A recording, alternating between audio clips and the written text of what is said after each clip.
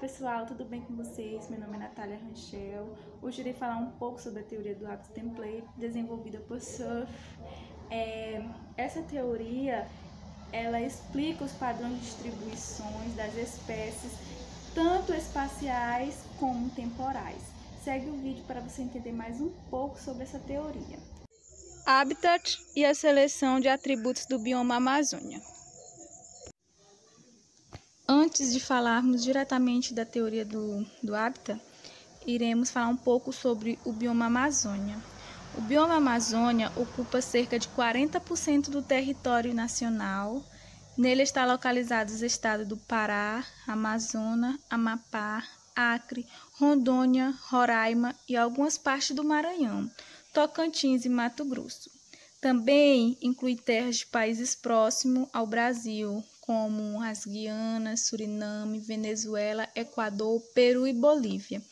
A floresta amazônica é conhecida como o abrigo da maior biodiversidade do mundo, pois nela podem ser encontradas milhares de espécies, animais, vegetais e micro-organismos, além da variedade de seres biológicos. A região conta com muitos rios, os quais formam a maior reserva de água doce da superfície disponível no mundo.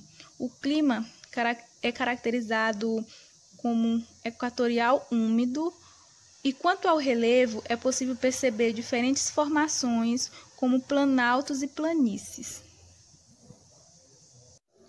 Agora, para darmos continuidade ao nosso estudo, lançamos uma pergunta. Como a extração de madeira e assoreamento e mudanças longitudinais podem afetar no habitat e na composição de espécies no bioma Amazônia? Para responder a esta pergunta, foram propostos 4 artigos. O primeiro artigo é Pequenos efeitos da exploração madeireira de impacto reduzidos na comunidade de insetos na Amazônia Oriental. A extração seletiva de madeira se tornou uma das principais ameaças para florestas tropicais e com isso veio trazendo problemas para os ecologistas e para os gestores de desenvolvimento de silvicultura e baixo impacto. Este mapa ele foi utilizado nos estudos para destacar as amostras em rio e as amostras de referência. Esses onde tem esses círculos pretinhos, eles representam a extração de impacto reduzido, enquanto esses que estão marcados com estrelinha representam as referências. O primeiro eixo dessa PCA distingue os meios ambientais entre os fluxos de referência, que descreveu uma correlação congruente das métricas de cobertura do dócil, bosque pequeno, médio e grande. A PCA2 descreveu o aumento do volume lenhoso de toras e árvores em queda de forma negativa, respondendo por 198% da variação ambiental.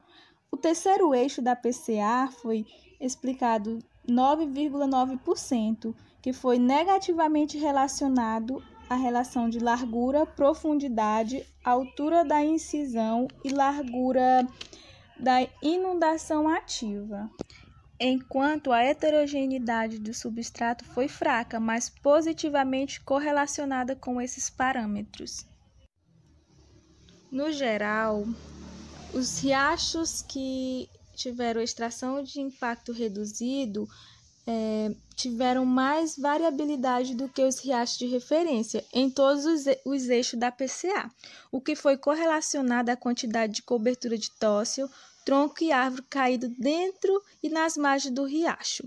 Além disso, as condições ambientais variam de forma consequentemente ao longo do tempo, desde a exploração.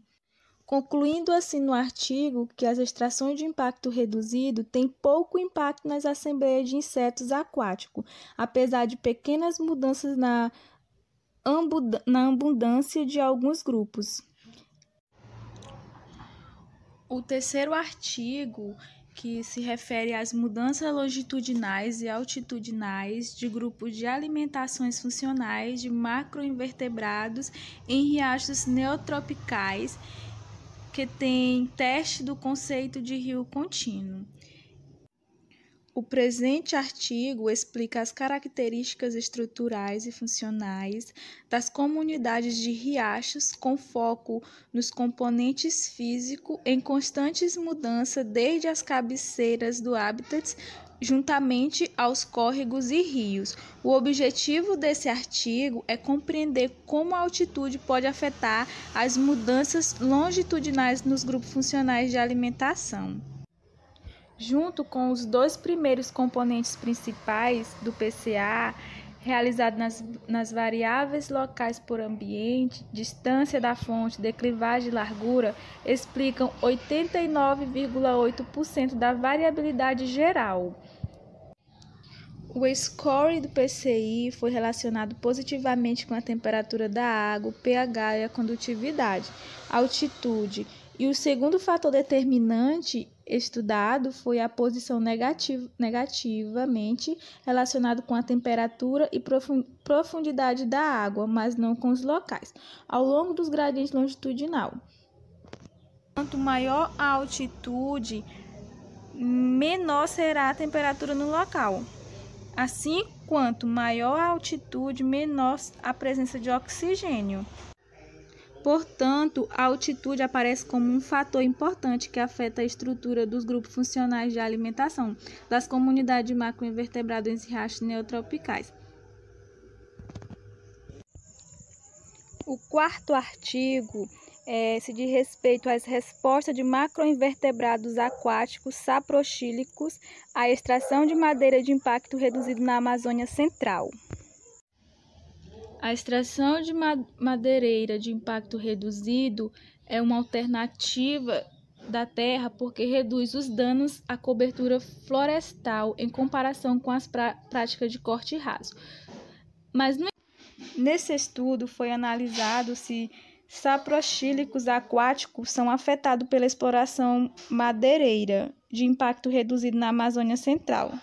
Para a amostragem, foram selecionados 6 riachos em áreas sobre exploração de toras impactadas reduzidas e 6 em áreas de floresta primárias e coletados lenhosos de brios submersos. Foi verificada a diferença no pH da água, condutividade e disponibilidade de madeira entre floresta com impacto reduzidos e riacho de florestas primárias. Foram encontrados 248 macroinvertebrados aquáticos saproxílicos, pertencentes a 37 táxons. O resultado final mostra que o atraso do impacto não afeta a riqueza de abundância e a composição de macroinvertebrados saproxílicos. A principal explicação para esse padrão é que as práticas de manejo não alteram as dimensões de nicho de macroinvertebrados, incluindo a disponibilidade de madeiras e as variáveis químicas e físicas da água. Assim, a extração controlada, como a aplicada na área dos riachos da Amazônia Central estudada, abrange uma nova expectativa para a conservação de insetos e exploração comercial da madeira, o que não é possível quando são adotadas práticas de cortes rasos. Então, pessoal, as consequências da extração da madeira são graves, que é perda de biodiversidade, aumento do risco de extinção de animais silvestres e perda dos serviços ecológicos prestados pela floresta, como a manutenção do clima e do ciclo hidráulico, erosão do solo, que passa a ficar desprotegida com o corte de árvores e, consequentemente, ampliações do assoreamento de rios e reservatórios. As temperaturas locais e regionais tendem a subir, contribuindo com as mudanças climáticas e afetando diretamente o habitat natural das espécies.